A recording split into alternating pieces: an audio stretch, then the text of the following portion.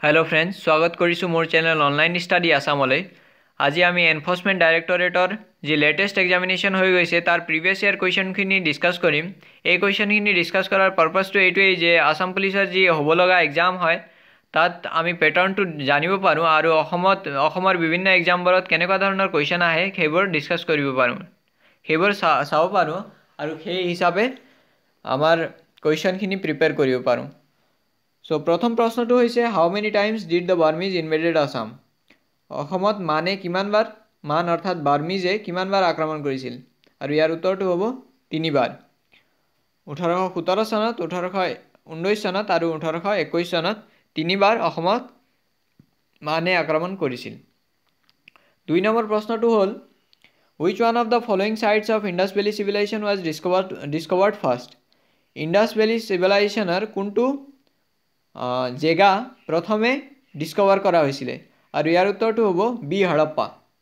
হৰপ্পাক 1921 চনত দয়াৰাম সাহানীয়ে ডিসকভাৰ কৰিছিল, আনহাতে মহেঞ্জোদাৰোক 1922 চনত আৰ ডি বেনাৰ্জীয়ে ডিসকভাৰ কৰিছিল।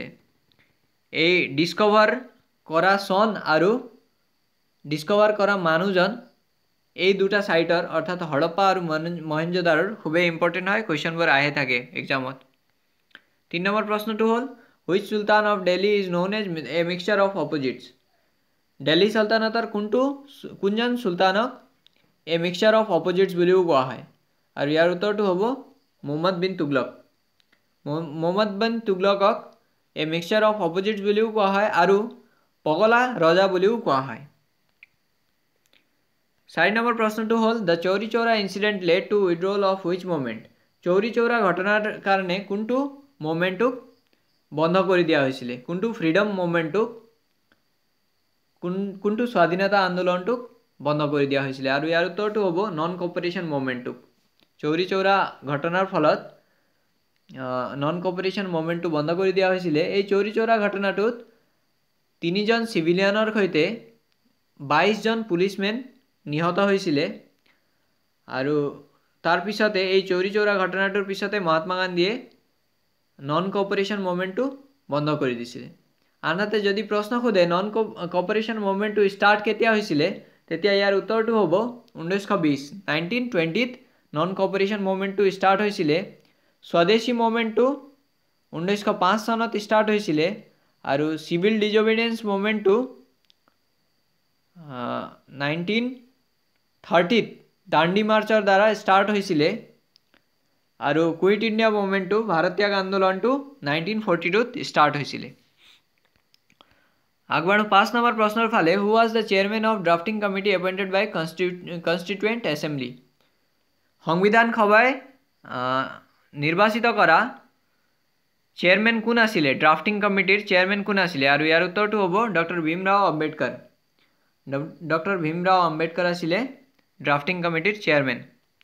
আনহাতে ডক্টৰ ৰাজেন্দ্ৰ প্ৰসাদ আছিল ভাৰতৰ প্ৰথম ৰাষ্ট্ৰপতি আৰু পণ্ডিত জৱাহৰলাল নেহৰু আছিল ভাৰতৰ প্ৰথম প্ৰধানমন্ত্ৰী আৰু ডক্টৰ সচ্চিদানন্দ সিনহা আছিল যি সংবিধান সভাৰ ফাৰ্ষ্ট ইন্টাৰিম প্ৰেসিডেন্ট। 6 নম্বৰ প্ৰশ্নটো হ'ল the preamble of the constitution of India has been amended only once. In which year was it done? ভাৰতৰ সংবিধানৰ প্ৰস্তাৱনাটো কেৱল এবাৰৰ কাৰণে এমেন্ড কৰা হৈছে আৰু এইটো কোনটো বছৰত কৰা হৈছে আৰু ইয়াৰ উত্তৰটো হ'ব 1976ত যি 42nd এমেন্ডমেন্ট হয়, 42তম এমেন্ডমেন্ট এক্ট হয়, তাৰ পৰা এই প্ৰস্তাৱনাটোক এমেন্ড কৰা হৈছিল আৰু এই 42 এমেন্ডমেন্ট এক্টক মিনি কনস্টিটিউশন বুলিও কোৱা হয়। 7 নম্বৰ প্ৰশ্নটো হ'ল as per which amendment act the right to property was replaced from the article 31 of the constitution as one of the fundamental rights of Indian citizens? কোনটো এমেন্ডমেন্ট এক্টৰ দ্বাৰা right to property যি প্ৰপাৰ্টিৰ অধিকাৰ আছিল সেইটো fundamental অধিকাৰ মৌলিক অধিকাৰৰ পৰা হটাই দিয়া হৈছিল আৰু ইয়াৰ উত্তৰটো হ'ব 44th Amendment Act 1978 44তম এমেণ্ডমেণ্ট এক্ট 1948 পৰা ইয়াক কৰা হৈছিলে। তেতিয়া তাৰ আগতে ভাৰতত মৌলিক অধিকাৰৰ সংখ্যা 7টা আছিলে আৰু এই 44তম এমেণ্ডমেণ্টৰ পিছত 6টা হ'ল।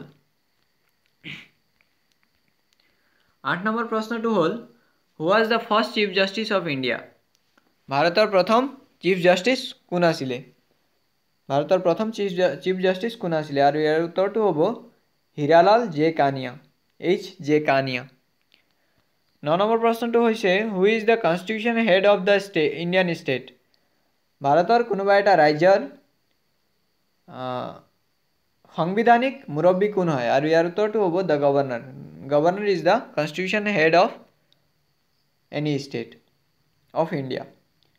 10 নম্বৰ প্ৰশ্নটো হ'ল how many members are there in the Assam legislative assembly? অসমৰ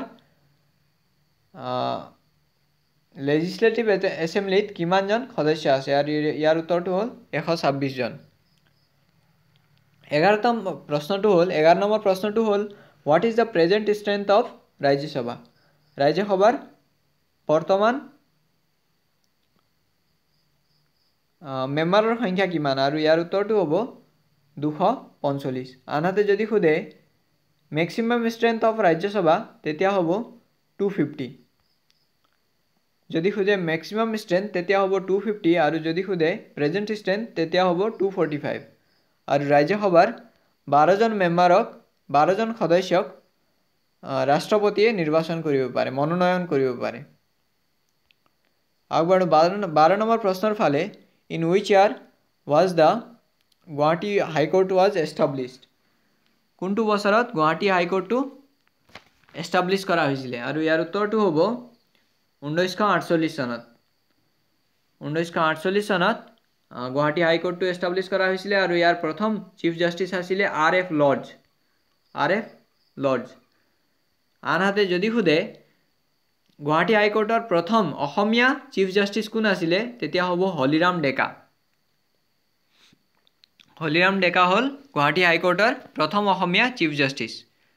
আৰু যদি সোধে present chief justice of Guwahati high court তেতিয়া হ'ব সুধাংশু ধুলিয়া হ'ল present chief justice of Guwahati high court. 13 number প্ৰশ্নটো হ'ল how many seats in the Rajya Sabha are reserved for state of Assam? অসমৰ কাৰণে ৰাজ্যসভাত কিমানটা চিট ৰিজাৰ্ভ কৰা থাকে? আৰু এইটো হ'ল 7টা। 14 নম্বৰ প্ৰশ্নটো হ'ল which among the following is the first political party of India? ভাৰতৰ প্ৰথম ৰাজনৈতিক পাৰ্টি কোন হয়? ৰাজনৈতিক দলটো কোনটো হয়? আৰু ইয়াৰ উত্তৰটো হ'ব ইণ্ডিয়ান নেশ্যনেল কংগ্ৰেছ, ভাৰতীয় জাতীয় কংগ্ৰেছ। 15 নম্বৰ প্ৰশ্নটো হ'ল who is the x officio chairman of Rajya Sabha? ৰাজ্যসভাৰ এক্স অফিচিয়েল চেয়াৰমেনটো কোনজন হয়? আৰু ইয়াৰ উত্তৰটো হ'ব the vice president of India. ভাৰতৰ উপৰাষ্ট্ৰপতি হ'ল ex officio chairman of Rajya Sabha.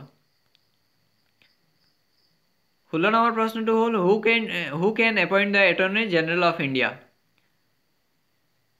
ভাৰতৰ এটৰ্নি জেনেৰেলক কোনে নিযুক্তি দিব পাৰে? আৰু ইয়াৰ উত্তৰটো হ'ব দ্য প্ৰেচিডেণ্ট অফ ইণ্ডিয়া। ৰাষ্ট্ৰপতিয়ে নিযুক্তি দিব পাৰে আৰু এটৰ্নি জেনেৰেলজন হ'ল গভৰ্ণমেণ্ট অফ ইণ্ডিয়াৰ ভাৰত চৰকাৰৰ মুখ্য মেইন ল' officer of government of India. আৰু বৰ্তমান ভাৰতৰ এটৰ্নি জেনেৰেল অফ ইণ্ডিয়া হ'ল কে বেণুগোপাল। বেণুগোপাল।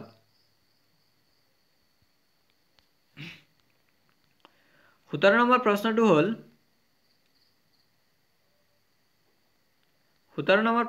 হ'ল Talimiran Rao, the former Indian team captain from the then Naga Hills district of Assam, was associated with which field of sports? আৰু ইয়াৰ উত্তৰটো হ'ব football.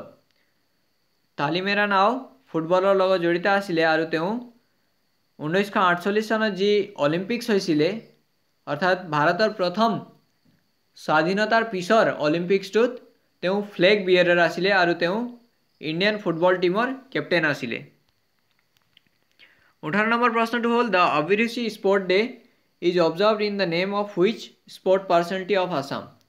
অভিৰুচি ক্ৰীড়া দিৱসটো কোনজন স্পৰ্ট পাৰ্চনেলিটিৰ নামত উদযাপন কৰা হয় আৰু ইয়াৰ উত্তৰটো হ'ব ভোগেশ্বৰ বৰুৱাদেৱৰ নামত প্ৰত্যেক বছৰে 3 ছেপ্টেম্বৰ তাৰিখে অভিৰুচি ক্ৰীড়া দিৱসটো পালন কৰা হয়।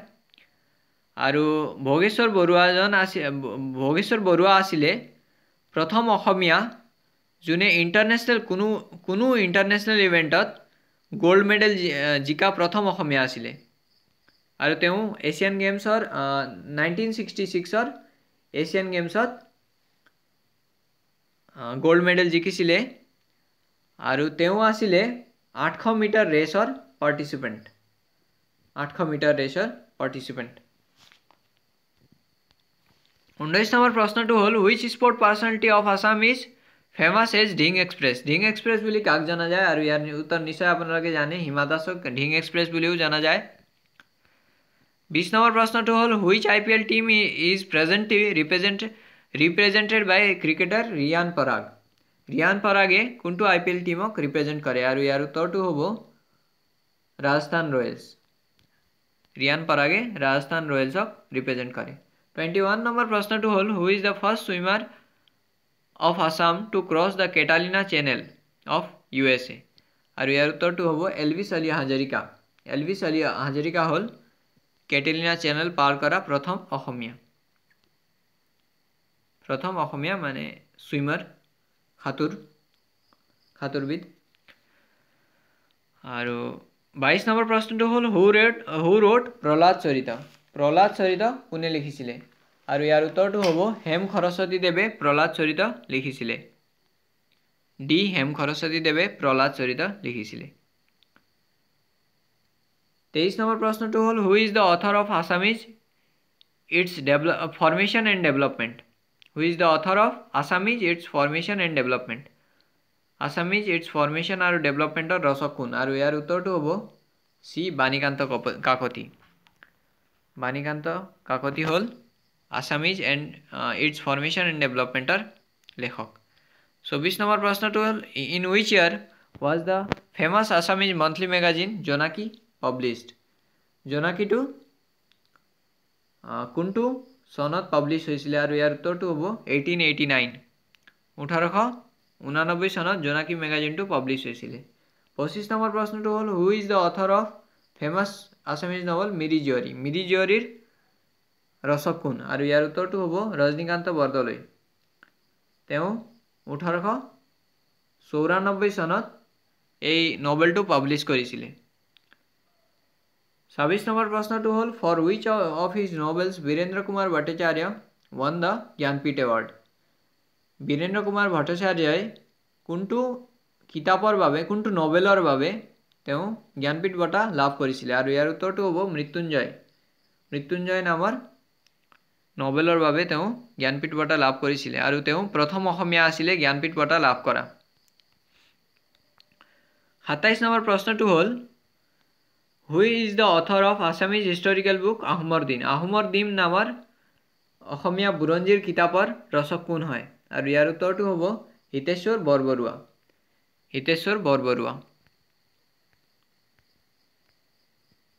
হু is the author of recently published popular Assamese novel life of a driver. ইয়াৰ উত্তৰটো নিশ্চয় জানে আৰু ইয়াৰ উত্তৰটো হ'ব ৰূপম দত্ত। 29 নম্বৰ প্ৰশ্নটো হ'ল হু ইজ ন'ন এজ সিংহ পুৰুষ। সিংহ পুৰুষ বুলি কাক জনা যায় অসমৰ সিংহ পুৰুষ বুলি কাক জনা যায় আৰু ইয়াৰ উত্তৰটো হ'ব ৰাধা গোবিন্দ বৰুৱা। ৰাধা গোবিন্দ বৰুৱাক অসমৰ সিংহ পুৰুষ বুলি জনা যায় আৰু তেওঁ 1939 চনত দ্য আসাম ট্ৰিবিউন নামৰ বাতৰি কাকতটো পাব্লিছ কৰাৰ ষ্টাৰ্ট কৰিছিলে। দ্য আসাম ট্ৰিবিউন নামৰ ফেমাছ বাতৰি কাকতটো ৰাধা গোবিন্দ বৰুৱাই 1939 চনত পাব্লিছ কৰা ষ্টাৰ্ট কৰিছিলে আৰু তেওঁক সিংহ পুৰুষ অফ আসাম বুলিও জনা যায়। অসমৰ সিংহ পুৰুষ বুলিও জনা যায়। 30 নম্বৰ প্ৰশ্নটো হ'ল which Assamese poet is known as Agnikabi. Agnikabi বুলি কাক জনা যায় কোনজন কবিক অগ্নিকবি বুলি জনা যায় আৰু ইয়াৰ উত্তৰটো হ'ব কমলাকান্ত ভট্টাচাৰ্য।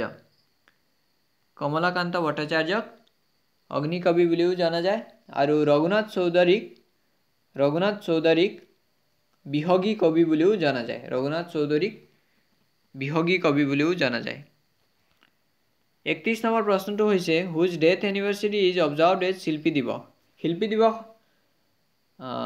কাৰ ডেথ এনিভাৰ্চাৰী মৃত্যু দিৱসত শিল্পী দিৱসটো পালন কৰা হয় আৰু ইয়াৰ উত্তৰটো হ'ল জ্যোতিপ্ৰসাদ আগৰৱালা। ডি জ্যোতিপ্ৰসাদ আগৰৱালা দেৱৰ মৃত্যু দিৱসত শিল্পী দিৱস হিচাপে পালন কৰা হয় আৰু প্ৰত্যেক বছৰে জানুৱাৰী 17 তাৰিখে শিল্পী দিৱসটো পালন কৰা হয়। প্ৰত্যেক বছৰে জানুৱাৰী 17 তাৰিখে শিল্পী দিৱস পালন কৰা হয়।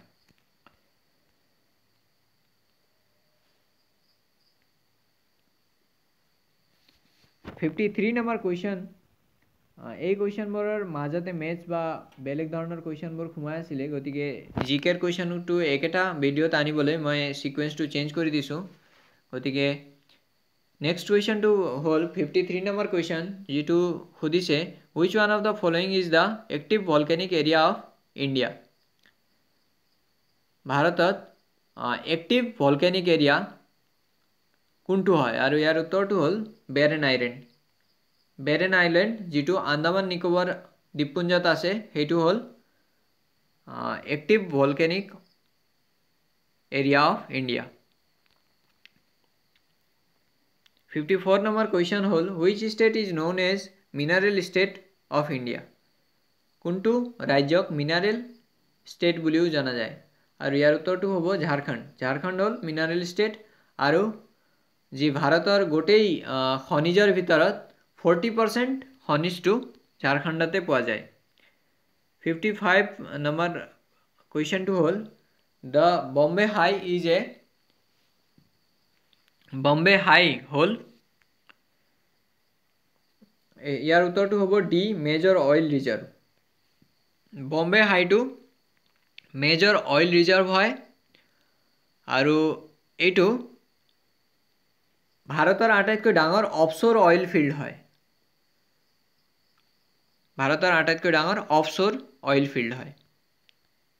56 নম্বৰ প্ৰশ্নটো হ'ল white revolution in India is associated with. White ৰেভলিউশ্যনটো কিহৰ লগত জড়িত আৰু ইয়াৰ উত্তৰটো হ'ব মিল্ক প্ৰডাকশ্যন। গাখীৰ অৰ্থাৎ ডেইৰী বা ডেইৰী প্ৰডাক্টছৰ লগত জড়িত বস্তুবোৰক লৈ হোৱাইট ৰেভলিউশ্যনটো জড়িত আৰু হোৱাইট ৰেভলিউশ্যনৰ ফাদাৰ হ'ল ভাৰ্গিছ কুৰিয়ান। ভাৰ্গিছ কুৰিয়ান হ'ল হোৱাইট ৰেভলিউশ্যনৰ ফাদাৰ। আনহাতে ব্লু ৰেভলিউশ্যন মানে হ'ল ফিছ প্ৰডাকশ্যন আৰু ব্লু ৰেভলিউশ্যনটো ফিছ প্ৰডাকশ্যনৰ লগত জড়িত হয় আৰু ব্লু ৰেভলিউশ্যনৰ ফাদাৰ হ'ল ডক্টৰ অৰুণ কৃষ্ণন আৰু ডক্টৰ হীৰালাল চৌধুৰী হ'ল ব্লু ৰেভলিউশ্যনৰ অৰ্থাৎ ফিছ প্ৰডাকশ্যনৰ লগত এছ'চিয়েটেড ৰেভলিউশ্যনৰ ফাদাৰ। আৰু ফুড গ্ৰেইন প্ৰডাকশ্যনৰ যি হয় তাক কোৱা হয় এছ'চিয়েটেড টাৰ্ম হয়, তাক কোৱা হয় গ্ৰীণ ৰেভলিউশ্যন আৰু ইয়াৰ ফাদাৰ হ'ল গ্ৰীণ ৰেভলিউশ্যনৰ ফাদাৰ হ'ল ডক্টৰ MS স্বামীনাথন।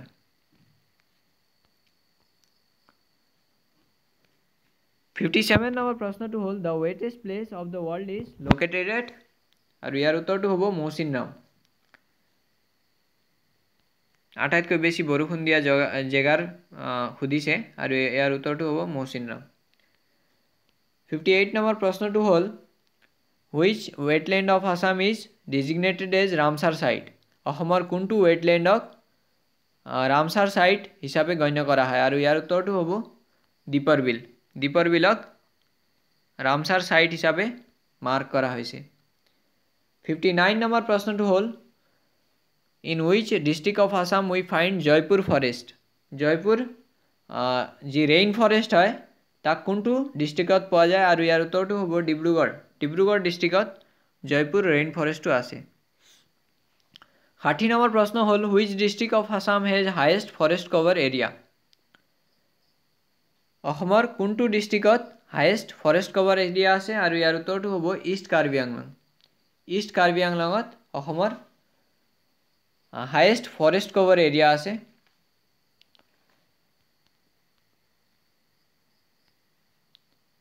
61 নম্বৰ প্ৰশ্ন হ'ল Bagjan gas leakage Bagjan gas leakage site is situated in Bagjanar जी गैस लिकेज হৈছিলে तार साइट टू कोनटू डिस्ट्रिक्टत प्रेजेंट आछे आरो एटू हल तिनसुकिया डिस्ट्रिक्ट बागजानार गैस लिकेजर साइट टू तिनसुकिया डिस्ट्रिक्टत प्रेजेंट आछे द एनईसी हेडक्वार्टर 62 नम्बर प्रश्न टू हल the NEC headquarters is located in NEC माने हल नॉर्थ ईस्टार्न काउंसिल आरो यार हेडक्वार्टार्स टू आछे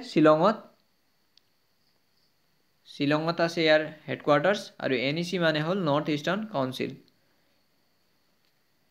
63 नम्बर प्रश्न टू हल which tribal group of Assam has largest population by size अहोमर कोनटू ट्राइबल पपुलेशन टू लार्ज है आटाइतকৈ बेसी है अहोमर कोनटू जनजातिर जनसंख्या टू आटाइतকৈ बेसी है ट्राइब्सर भितरत और यार उत्तर टू हबो बड़ो जनजातिर पपुलेशन टू आटाइतকৈ बेसी है अहोमत आनहाते यदि खुदे गोटे भारतर भितरत पपुलेशन हिसाबे कोनटू जनजातिर अर्थात कोनटू ट्राइबल पपुलेशनर बेसी है आटाइतকৈ तेतिया उत्तरटू हबो भिल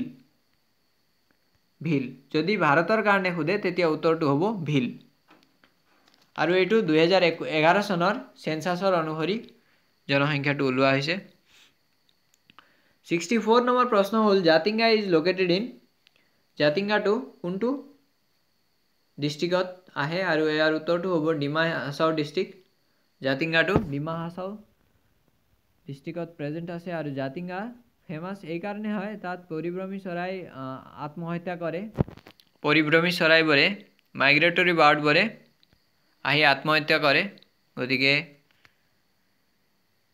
ইয়াক এইটো फेमास হয় জাতিংগাটো আৰু জাতিংগাটো ডিমা হাছাও ডিস্ট্ৰিক্টত আছে 65 66 আৰু 67 68 क्वेश्चनবোৰ এইবোৰ আসাম পুলিচৰ এক্সামৰ পাৰ্সপেক্টিভৰ পৰা ইমান ইম্পৰ্টেন্ট নহয় ইমান মানে নহয় গতিকে এই क्वेश्चनখিনি আমি ডিসকাস নকৰো আগবাৰো 77 নম্বৰ প্ৰশ্নৰ ফালে which organization has launched the Mary Saheli initiative which focuses on the safety of women passengers Mary Saheli নামৰ ইনিশিয়েটিভটো কোনটো অৰ্গানাইজেশনে স্টাৰ্ট কৰিছে আৰু ইয়াৰ উত্তৰটো হ'ব Indian Railways the Indian Railways have started Mary Saheli আৰু এটো কাৰেন্ট অ্যাফেয়াৰ্সৰ টপিক আছিল যেতিয়া এই এক্সামটো হৈছিল মনত ৰাখিব ইন্ডিয়ান এয়াৰ ফোৰ্স নেভি আৰু আৰ্মিৰ ডে কিটা খুজে और यार उत्तर तो हबो इंडियन एयर फोर्स डे हबो 8 अक्टोबर तारीखे प्रत्येक बछरे 8 अक्टोबर तारीखे इंडियन एयर फोर्स डे हिसाबे पालन करा है आनाते इंडियन नेवी डे हल 15 डिसेम्बर तारीखे 4 डिसेम्बर तारीखे नेवी डे 4 डिसेम्बर तारीखे प्रत्येक बछरे नेवी डे हिसाबे पालन करा है आनाते इंडियन आर्मी डे हल 15 जानुआरी हल आर्मी डे 4 डिसेम्बर हल नेवी डे और इंडियन एयर फोर्स डे हल 8 अक्टोबर तारीखे 78 नम्बर प्रश्न हल what is the name of India's initiative to deliver कोविड-19 वैक्सीन टू अदर कंट्रीज भारतर जी बेलेग देशলৈ कोविड-19 वैक्सीन टू कोरोना भाइरासर वैक्सीन टू सेंड करार जी इनिशिएटिव है ताक की बुली कोआ है की नाम दिया है ऑफिशियली ताक की नामेरे जाना जाए और यार उत्तरटू हबो वैक्सीन मैत्री बुली ए ऑपरेशनक जाना जाए 79 नम्बर प्रश्न हल what is the new name of Motera cricket stadium Motera cricket स्टेडियमर नतुन नामटू की है और यार उत्तरटू हबो नरेंद्र मोदी स्टेडियम मोटेरा क्रिकेट स्टेडियमक नरेंद्र मोदी स्टेडियम हिसाबे नामकरण करा होइसे आरो এই नरेंद्र मोदी स्टेडियमटू अहमदाबादत गुजरातर अहमदाबादत प्रेजेंट आछे आरो अहमदाबादटू साबरमती नदीर किनारत आछे Ahmedabad is present in Sabarmati in the bank of Sabarmati river 80 number प्रश्न होइसे ISRO launch कार्टोस्टेट 3 recently from इसरोए कार्टोस्टेट 3 to ক'ৰ পৰা লঞ্চ কৰিছে আৰু ইয়াৰ উত্তৰটো হ'ব শ্ৰীহাৰিকোটা। শ্ৰীহাৰিকোটাৰ পৰা ইছৰো মানে হ'ল ইণ্ডিয়ান স্পেচ ৰিচাৰ্চ অৰ্গেনাইজেশ্যন আৰু এই ইছৰোৱে কাৰ্টোষ্টেট 3 নামৰ যি ইয়াৰ অপাৰেশ্যন হয় সেইটো লঞ্চ কৰিছে সতীশ ধাৱন স্পেচ চেণ্টাৰৰ পৰা। সতীশ ধাৱন স্পেচ চেণ্টাৰ শ্ৰীহাৰিকোটাৰ পৰা লঞ্চ কৰিছে। আৰু ইছৰোৰ বিষয়ে এটা প্ৰশ্ন আহে কুৱেশ্যনত যিবোৰ ট্ৰেণ্ডিং টপিক আছে সেই হিচাপত ফাৰ্ষ্ট মেন মিছন প্ৰথম মানুহ থকা মিছনটো ইছৰোৱে চেণ্ড কৰিব সেই মিছনটোৰ নাম কি হ'ব আৰু ইয়াৰ উত্তৰটো হ'ব গগনয়ান মিছন বুলি কোৱা হয় যি first man mission of ISRO. 81 number প্ৰশ্ন হ'ল the longest river ropeway of India has been launched over the river. আটাইতকৈ দীঘল ৰোপৱে যোনটো ভাৰতৰ আটাইতকৈ দীঘল ৰোপৱেটো কোনটো ৰিভাৰৰ ওপৰত আছে অৰ্থাৎ কোনটো নদীৰ ওপৰত অৱস্থিত আছে আৰু ইয়াৰ উত্তৰটো হ'ব ব্ৰহ্মপুত্ৰ নদীৰ ওপৰত অৱস্থিত আছে। আৰু এই ৰোপৱেটোৱে গুৱাহাটী মহানগৰীক উত্তৰ গুৱাহাটীৰ লগত কানেক্ট কৰে আৰু এই যি ৰোপৱেৰ ছিষ্টেমটো হয় সেইটো 1.82 কিলোমিটাৰ লং হয় 1.82 কিলোমিটাৰ আৰু এইটোৱে উৰ্বশী আইলেণ্ড বুলি এটা থাকে উৰ্বশী আইলেণ্ড বুলি এটা আইলেণ্ড আছে ব্ৰহ্মপুত্ৰ নদীত যিটো ক্ৰছ কৰি যায় যিটোৰ ওপৰৰ পৰা এই ৰোপৱে ছিষ্টেমটো যায়। এই উৰ্বশী আইলেণ্ডৰ কথাটো এটা এক্সামত অসমৰ মই একজেক্টলি পাহৰিছিলোঁ কোনটো এক্সাম হয় সেই এক্সামটোত সুধিছিলে উৰ্বশী আইলেণ্ডৰ কথা। 82 নম্বৰ প্ৰশ্নটো হ'ল who won Sahitya Akademi award for Assamese 2020 in the short stories category. Sahitya Akademi বঁটা কোনে লাভ কৰিছে 2020ত শ্বৰ্ট ষ্টৰি চুটি গল্পৰ কেটেগৰীত আৰু ইয়াৰ উত্তৰটো হ'ব ডক্টৰ অপূৰ্ব কুমাৰ শইকীয়া।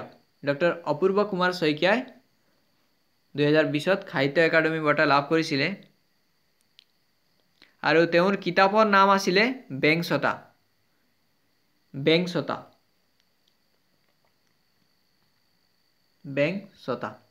এই কিতাপৰ নামটো খুবেই ইম্পৰ্টেণ্ট হয় যিহেতু এইটো ট্ৰেণ্ডিং টপিকত আহি যায় কাৰণ আৰু এনেকুৱা ধৰণৰ প্ৰশ্ন সোধে ডক্টৰ অপূৰ্ব কুমাৰ শইকীয়াই লিখা বুকখনৰ নাম কি আৰু ইয়াৰ উত্তৰটো হ'ব বেংছতা। মনত ৰাখিব অসমৰ প্ৰথম অসমীয়া সাহিত্য একাডেমি জিকা যি ব্যক্তি হয় সেইজন হ'ল যতীন্দ্ৰনাথ দুৱৰা। প্ৰথম অসমীয়া সাহিত্য একাডেমি বঁটা লাভ কৰা প্ৰথম অসমীয়া ৰাইটাৰজন হ'ল যতীন্দ্ৰনাথ দুৱৰা আৰু তেওঁ 1955 চনত 1955ত বনফুল নামৰ বুকৰ কাৰণে তেওঁ সাহিত্য একাডেমি বঁটা লাভ কৰিছিল আৰু তেওঁ প্ৰথম অসমীয়া আছিলে সাহিত্য একাডেমি বঁটা লাভ কৰা। 83 নম্বৰ প্ৰশ্নটো হ'ল which city has top the স্বচ্ছ Survekshan 2020 ranking for being the cleanest city of India আৰু ইয়াৰ উত্তৰটো হ'ব ইন্দোৰ। স্বচ্ছ সৰ্বেক্ষণ যি 2020ৰ ৰেংকিং আছে তাত আটাইতকৈ চাফা চেহেৰ বুলি কৈছে ইন্দোৰক আৰু ইন্দোৰটো মধ্যপ্ৰদেশৰ এটা চহৰ হয়। 84 নম্বৰ কুৱেশ্যনটো হৈছে name the first Indian women cricketer to score 10,000 international runs. প্ৰথম ভাৰতীয় মহিলা ক্ৰিকেটাৰ যি 10,000 ৰান সম্পূৰ্ণ কৰিছে আৰু ইয়াৰ উত্তৰটো হ'ব মিথালী ৰাজে 10,000 ৰান সম্পূৰ্ণ কৰিছে আৰু মিথালী ৰাজ বৰ্তমান ভাৰতৰ ODI আৰু টেষ্টৰ কেপ্টেইন হয়। আনহাতে हरमनप्रीत कौर हल टी20 दलर कैप्टेन महिला टी20 दलर कैप्टेन 85 नम्बर प्रश्न तो हल which state has top the India happiness report 2020 2020 सनर इंडिया हैप्पीनेस रिपोर्टत कोनटो राज्य टॉप करिছে और यार उत्तर तो हबो मिजोरामे इंडिया हैप्पीनेस रिपोर्ट 2020 टॉप करिছে आनहाते ओडिशा और उत्तराखंड आटाइतকৈ लास्टत आছিলে এইবোৰ কাৰেন্ট अफेयर्सर टॉपिकবোৰ आছিলে কারেন্ট अफेयर्स 86 नम्बर प्रश्न तो हल in which year India will take over the presidency of G20 group to host the G20 summit G20 समिटक India केতিয়া host करिब और यार उत्तर तो हबो 2023 Sanat India G20 summit host करिब और एक्चुअली इंडिया 2022 सनत होस्ट करार कथा आছিলে किन्तु एटू पोस्टपोन करी इंडिया एतिया 2023 Sanat G20 summit to host करिब आगबाढ़ो 87 नम्बर प्रश्नर फाले good governance day is observed across India in 25 December every year to mark the birth anniversary of good governance day टू 25 डिसेम्बर तारिखे प्रत्येक बछरे पालन करा है और एटू कार जन्मतिथित पालन करा है और यार उत्तर तो हबो अटल बिहारी वाजपेयी जन्मदिन प्रत्येक बछरे 25 डिसेम्बर तारिखे ए गुड गवर्नेंस डे टू पालन करा है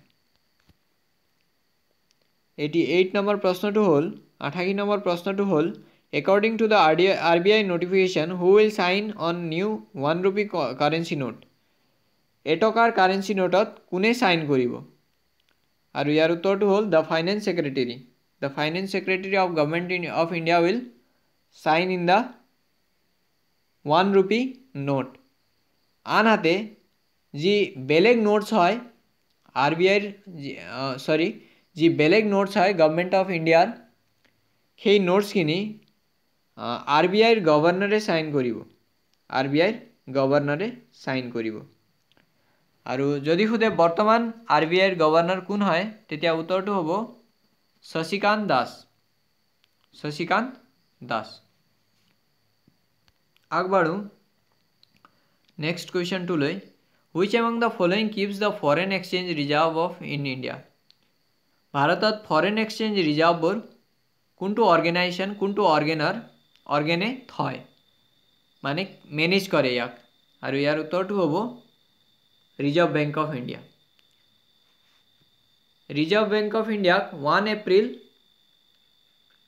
1 एप्रिल 1935 एस्टाब्लिश करा होइसिले 1 एप्रिल 1935 रिजर्व बैंक एस्टाब्लिश करा होइसिले और रिजर्व बैंकर बर्तमान हेडक्वार्टर टू मुम्बई प्रेजेंट आछे এই দুটা क्वेश्चनবোৰ खूबे इम्पोर्टेंट है এটা रिजर्व बैंकत किमान तारिखे एस्टाब्लिश करा होइसिले 1 एप्रिल 1935 और आनटू हल रिजर्व बैंकर हेडक्वार्टर टू कत आछे और एटू हल मुम्बई 90 नम्बर प्रश्न तो हल a situation where the expenditure of the government exceeds its revenue is called और यार उत्तर तो हबो बजेट डेफिसिट याद कैसे एनेका सिचुएशनत की कय जोत गवर्नमेंटर अर्थात सरकारर एक्सपेंडिचर खरचटू रेवेन्यूतকৈ बेसी है अर्थात कलेक्शनतকৈ बेसी है याके क्या है बजेट डेफिसिट 91 नम्बर प्रश्न तो हल इंडियन इकोनमी इज ए भारतर जी इकोनमी है हेतु की धৰণৰ है ऑप्शनत दिया है socialist economy mixed economy capitalist economy और गांधीयन इकोनमी और यार उत्तर तो हबो बी मिक्सड इकोनमी भारतर जी अर्थनीति है हेतु মিশ্রিত টাইপৰ হয়। 92 নম্বৰ প্ৰশ্নটো হ'ল দ্য নীতি আয়োগ has been established in place of. নীতি আয়োগটো কাৰ জেগাত গঠন কৰা হৈছে আৰু ইয়াৰ উত্তৰটো হ'ব দ্য প্লানিং কমিশ্যন। প্লানিং কমিশ্যনৰ ঠাইত 1 জানুৱাৰী 2015 তাৰিখে নীতি আয়োগটো প্লানিং কমিশ্যনৰ ঠাইত এষ্টাব্লিছ কৰা হৈছিলে আৰু নীতি আয়োগৰ নীতিৰ ফুল ফৰ্মটো হ'ল national institute for transforming India. National institute for transforming India.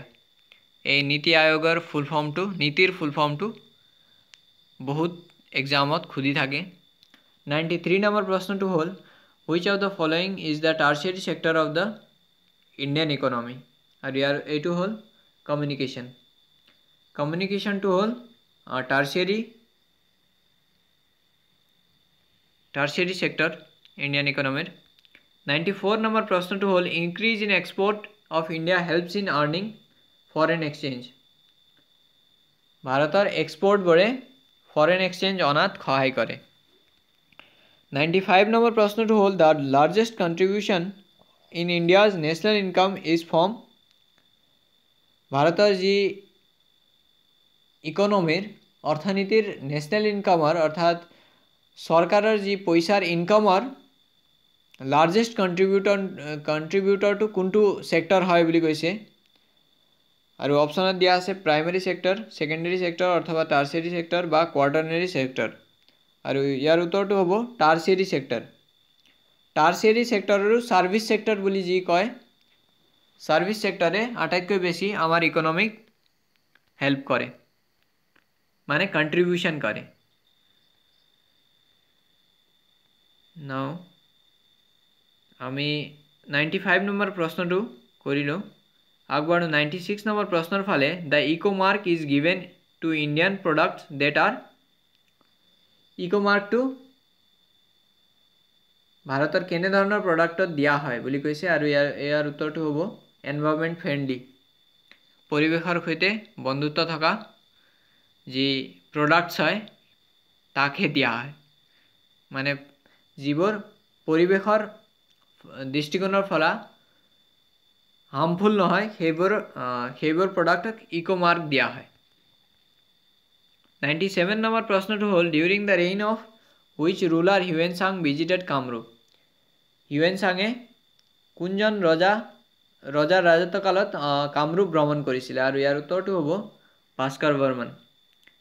Bhaskar বৰ্মনৰ ৰাজত্বকালত 643 AD-ত হিউৱেন চাঙে কামৰূপ ভ্ৰমণ কৰিছিলে আৰু বৰ্মন বংশৰ যি ভাস্কৰ বৰ্মন হ'ল বৰ্মন বংশৰ ৰজা আৰু বৰ্মন বংশৰ প্ৰথম ৰজা হ'ল পুষ্য বৰ্মন। এইবোৰ আসাম হিষ্ট্ৰীৰ টপিক হয়। 98 নম্বৰ প্ৰশ্নটো হ'ল where did Sukaphaa establish his capital. চুকাফাই নিজৰ ৰাজধানী ক'ত পাতিছিল আৰু ইয়াৰ উত্তৰটো হ'ব চৰাইদেউত। চুকাফাই 1253 চনত চৰাইদেউত নিজৰ ৰাজধানী পাতিছিল আৰু চুকাফা আছিলে আহোম বংশৰ প্ৰতিষ্ঠাপক।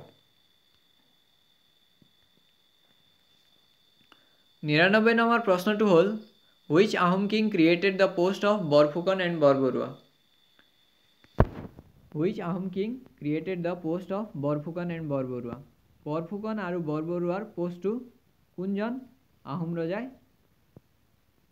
স্থাপন কৰিছিল আৰু ইয়াৰ উত্তৰটো হ'ব প্ৰতাপ সিংহ।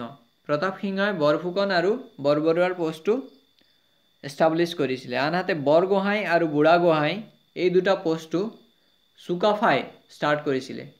বৰগোহাঁই আৰু বুঢ়াগোহাঁইৰ পোষ্টটো চুকাফাই, আনহাতে বৰফুকন আৰু বৰবৰুৱাৰ পোষ্টটো প্ৰতাপ সিংহই। আৰু চুদাংফাক বামুণী কোঁৱৰ নামেৰেও জনা যায়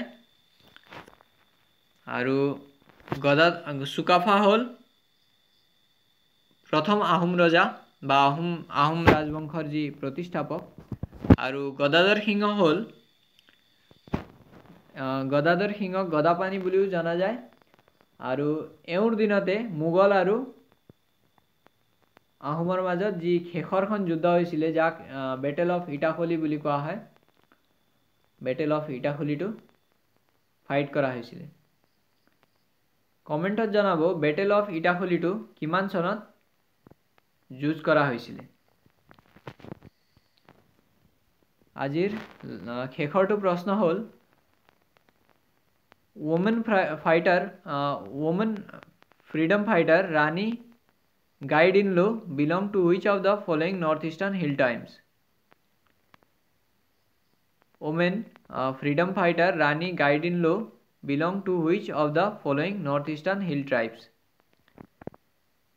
Rani Gaidinlow কোনটো ট্ৰাইবৰ হয় বুলি সুধিছে ইয়াৰ উত্তৰটো হ'ব নাগা নাগা ট্ৰাইবৰ ৰাণী গাইডিনলো এওঁ এজনী ফ্ৰীডম ফাইটাৰ আছিলে আৰু নাগা ট্ৰাইবৰ আছিলে এওঁ নিজৰ 13 পৰা 14 ইয়াৰ্ছৰ এজৰ পৰা ফ্ৰীডম ফাইটাৰ হিচাপে যুঁজ দি আছিলে থ্যাংক ইউ